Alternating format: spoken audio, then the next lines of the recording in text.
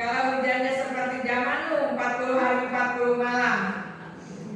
Beberapa waktu yang lalu ya, di Bandung pun sering hujan lebat seperti dicurahkan dari langit semalaman tuh hujan sampai pagi. Nah saya kadang kalau udah hujan lebat begitu berpikir, aduh kalau ini mirip zaman gitu ya, curah hujan seperti tingkap dari langit dicurahkan dan berlangsungnya 40 hari 40 malam. Jakarta tenggelam, Bandung tenggelam ya.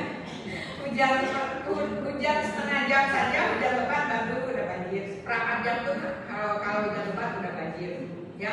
Jadi mungkin kita mudah mengatakan habis hujan tampak langit, rasa-rasanya kesusahan sebentar langsung mendapat keindahan.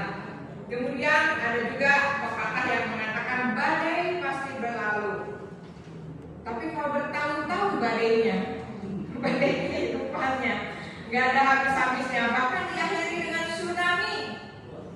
Peranglah habis-habisan gitu ya. Apakah kita masih bisa mengatakan ada keindahan atau kemenangan di balik kesulitan?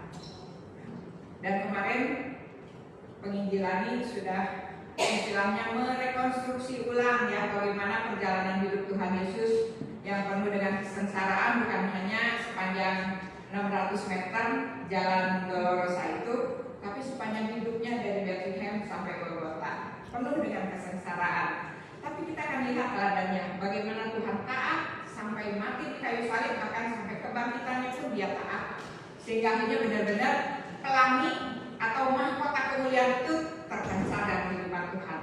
Bagaimana dalam perjalanan hidup kita kalau kita mengalami hambatan kesusahan hidup itu kayak Wan Lee Changsen,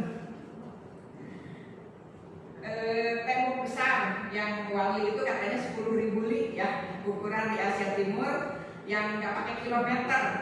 Ada yang tahu 1 li itu berapa meter? 1 li itu sekitar 500 meter atau setengah kilometer. Jadi 1 li itu 10.000.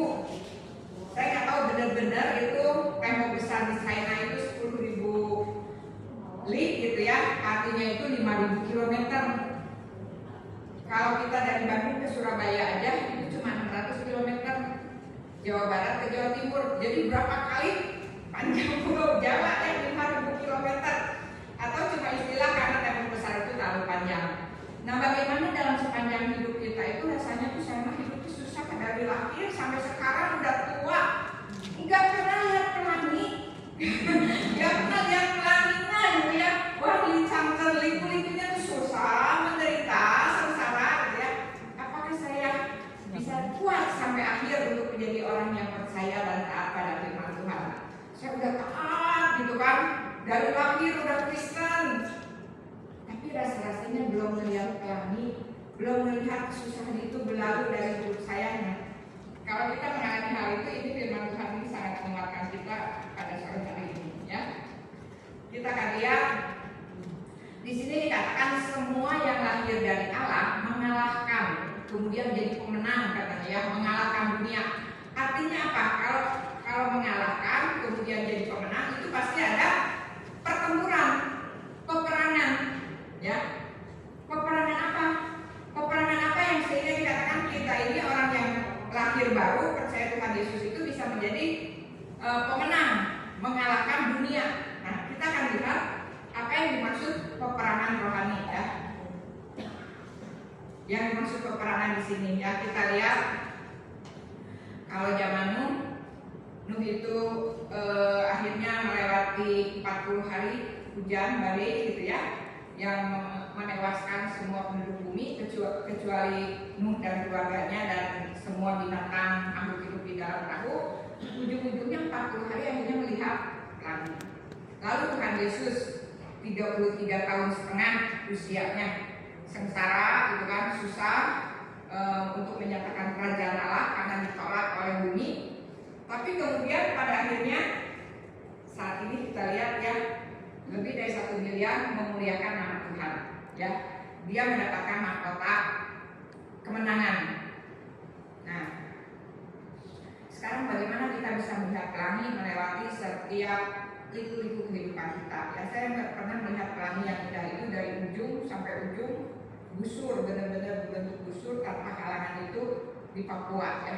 di Indonesia bagian paling timur. Begitu nyampe dibawa ke tempat yang tempatnya sih nggak bagus ya, di kota Sorong. Dan pas pada waktu sampai di tempat itu muncul pelangi dari ujung kaki langit sampai ujung kaki langit, indah sekali. Ya, kita mau melihat bahwa di akhir kehidupan kita itu melihat pelangi kasih Tuhan. Betapapun sulitnya, betapapun panjang perjalanan hidup kita penuh dengan liku-liku kesengsaraan, tapi kita harus sebagai anak Tuhan itu menjadi pemenang, ya, pemenang atas perjalanan hidup kita di dalam dunia. Nah, apa arti mengalahkan dunia? Di sini dikatakan kita sebagai anak Tuhan lahir baru, kita menjadi anak-anak terang ini mengalami peperangan di dalam dunia. Ya, kita masuk dalam kancah peperangan, mau tidak mau. Setiap orang yang lahir baru menjadi pengikut Kristus itu berada di dalam peperangan rohani. Tapi kalau memikirkan Tuhan Yesus kita, karena mengasihi orang manusia, dia pun ditolak oleh manusia.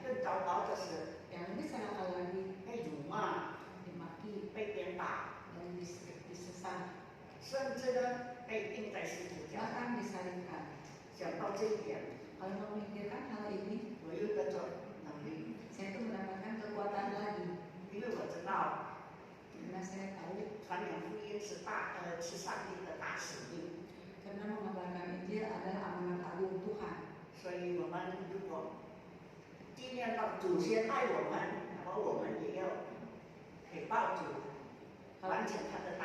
Kalau kita ingat Tuhan mengasihi kita terlebih dahulu, kita pun harus membalasnya dengan menggenapi amanat agungnya.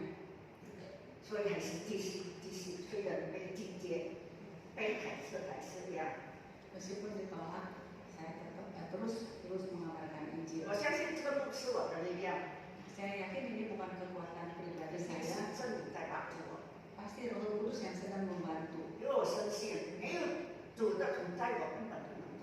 Karena saya yakin kalau tidak ada penyertaan Tuhan, saya tidak bisa melakukan apa-apa. Dan tidak mungkin untuk melakukan amanat agung Tuhan.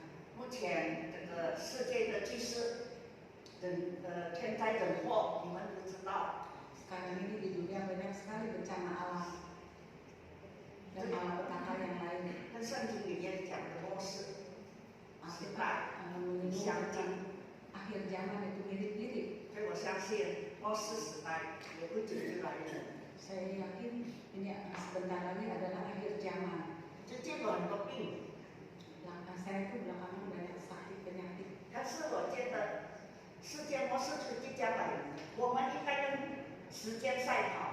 Tapi saya karena merasakan akhir zaman sudah dekat, maka kita harus berpacu dengan waktu.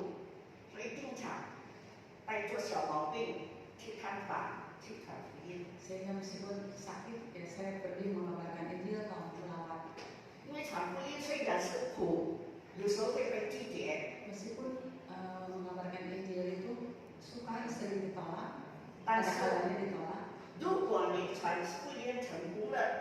Tapi kalau berhasil mengabarkan Injil,